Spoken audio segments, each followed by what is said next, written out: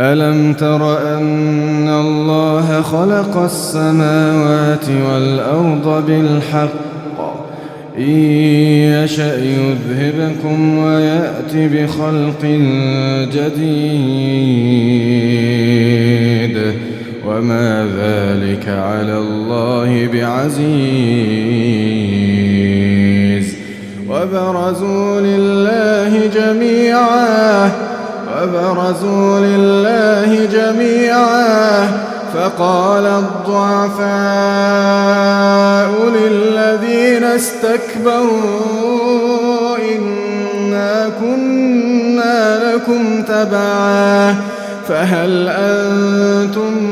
مغنون عنا من عذاب الله من شيء قالوا لو هدانا الله لهديناكم سواء علينا أجزعنا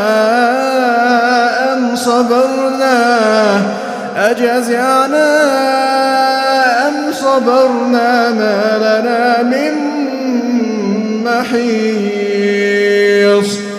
وقال الشيطان لما قضي الأمر إن الله وعدكم وعد الحق ووعدتكم فأخلفتكم وما كان لي عليكم من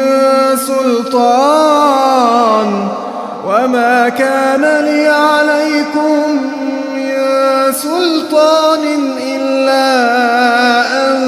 دعوتكم فاستجبتم لي فلا تلوموني ولوموا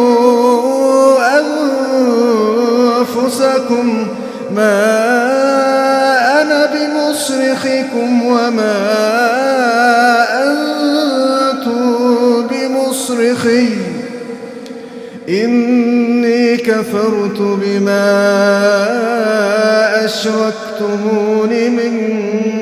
قبل إن الظالمين لهم عذاب أليم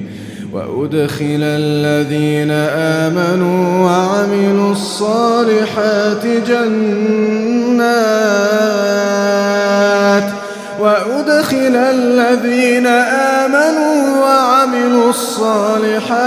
جنات تجري من تحتها الأنهار خالدين فيها بإذن ربهم تحيتهم فيها سلام